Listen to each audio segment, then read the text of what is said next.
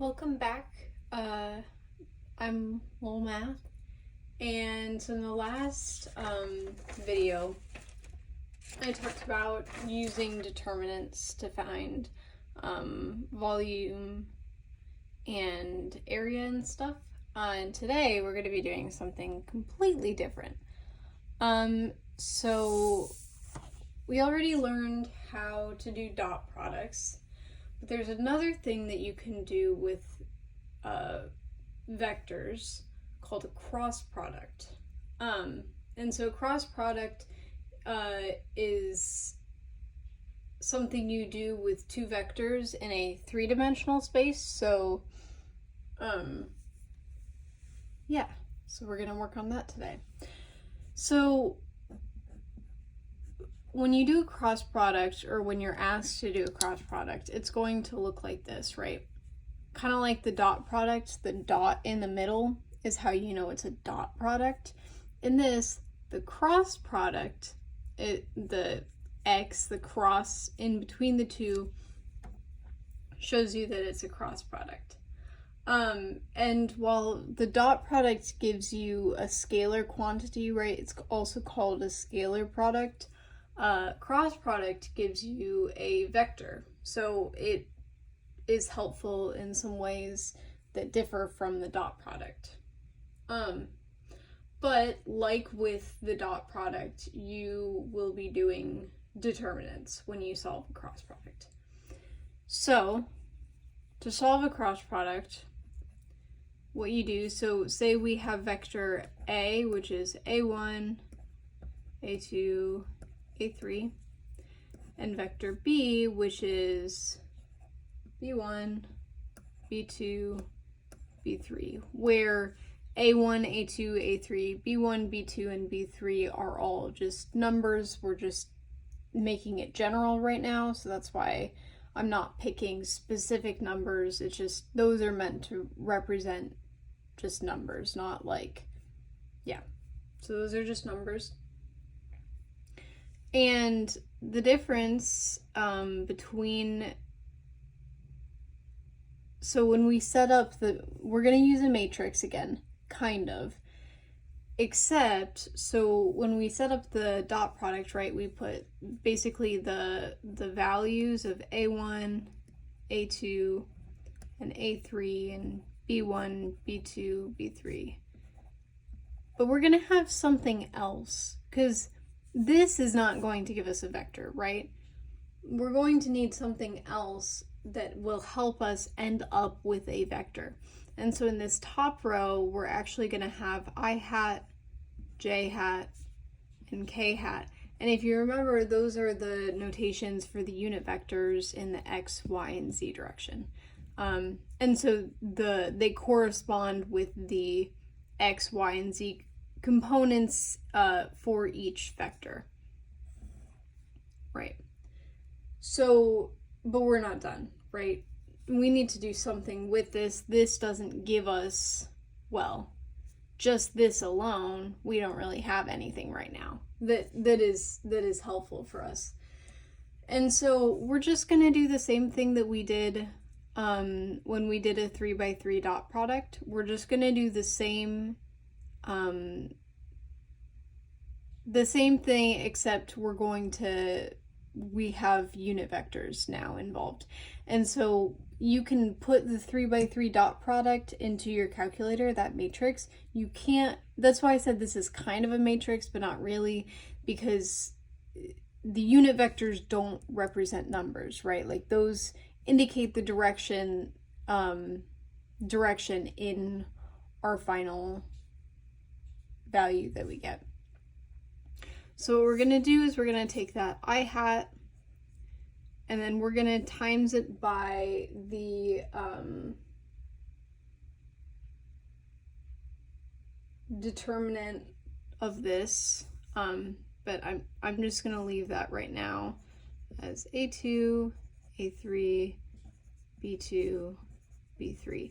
And then you would just do this like a normal determinant on a 2x2.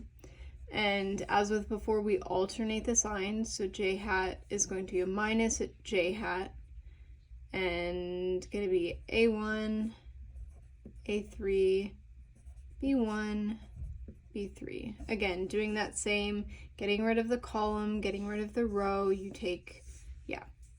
And then plus, because again, as I said, we alternate kind of like we did with the 3x3 matrix, and we're going to have a K hat, and then A1, A2, B1, B2.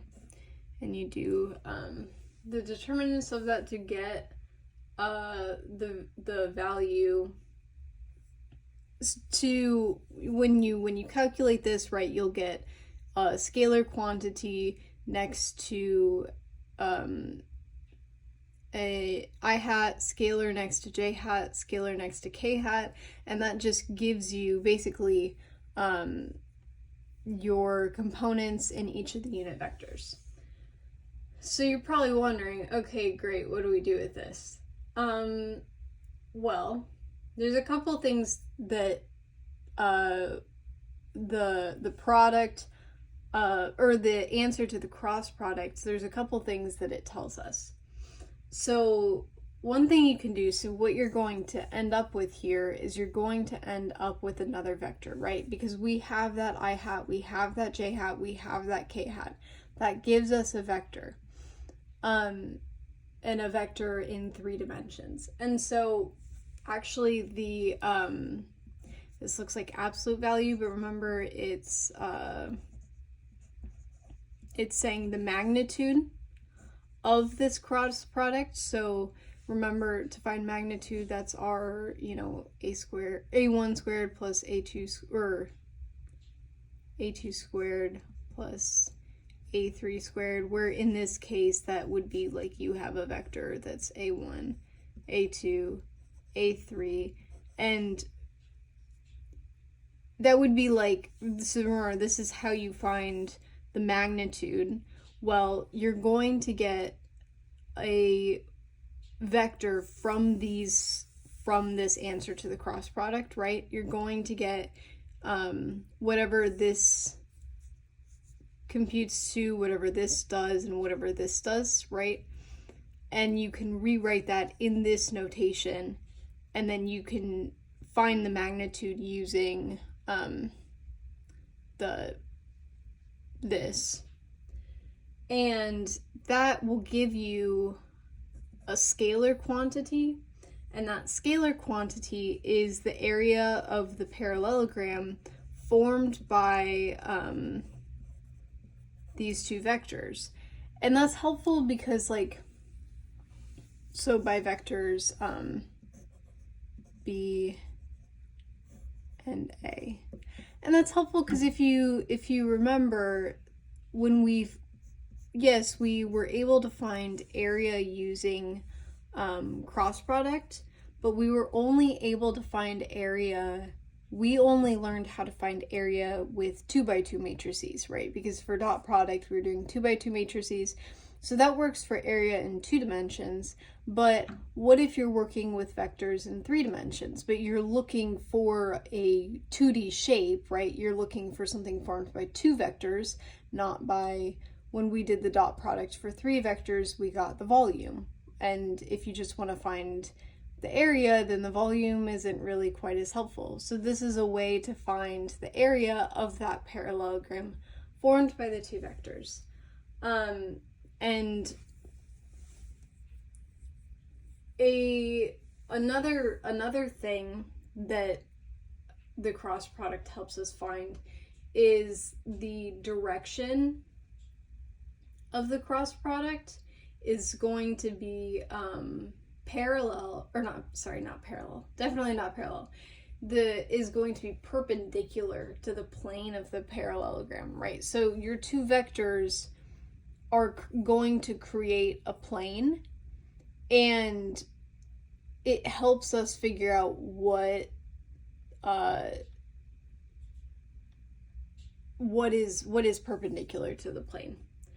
And so, like, if you're and one of the ways the course goes over how to find it algebraically later, but one of the ways that you can find that perpendicular geometrically is using the right hand rule, which is if you're doing, say, A cross B, so this is like A cross B, right? You're gonna start with your here. I'll draw a much bigger version.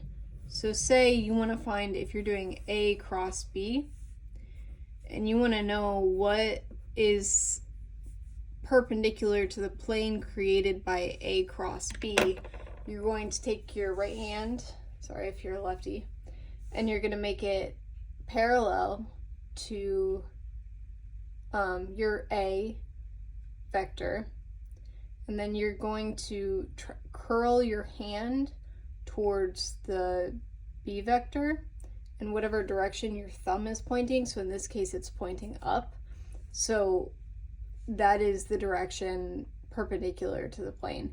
If I was doing B cross A, I would be parallel to B, I would curl my hand towards A, and see this time my thumb is pointing down. So it helps you figure out what the normal vector to the plane created by the two vectors is. Which that may seem kind of useless now, but it is helpful for other things when you need to know, when you need to use a vector that is normal or perpendicular to a plane. And then another helpful thing about cross products is you can use them as another way to find area. So again, you can derive this, I'm not going to, but another way that you can find, did I say area? I meant to say volume. Another way that you can find volume if you're given three vectors is you take vector A, and then you do the dot product with the cross product of B and C. And you want to make sure that you do the cross product first and then do a dot product with A. But that's just another way of solving that. That's the same as, remember, we also used the determinant of A, B, and C to find volume. It's just a different way of doing that because it's fun to have different ways to solve things. Yeah, fun times. And then a couple other things that are helpful to know for cross product. One is when you flip the order in which the cross product is done, it isn't the same. So what do I mean by that? Well, A cross B does not equal B cross A. And that kind of makes sense, right? When I did the A cross B, right, we ended up, versus when I did B cross A, the value perpendicular was not the same. They were in opposite directions, and because the thing you're getting from the cross product is a vector quantity, the direction matters, right? So the direction being opposite means that they're not going to be equal to each other.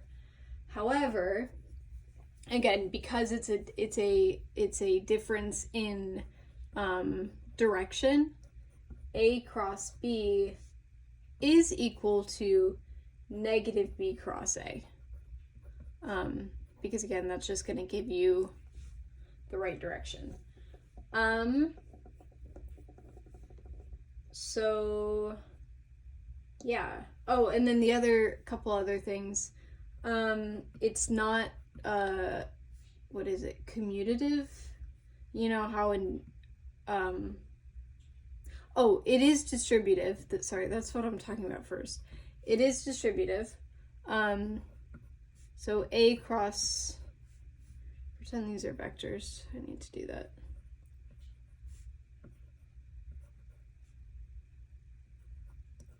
So if you want to do A cross, in parentheses, B plus C, that's the same as doing A cross B plus A cross C. So that's nice. However, it is not commutative. So if you do A cross B cross C, that is not equal to A cross B cross C. So those are also kind of helpful things to know when you're solving, to know like where it doesn't matter and where you do kind of need to pay attention to which comes first. So yeah, hopefully that was helpful. Yeah, thank you.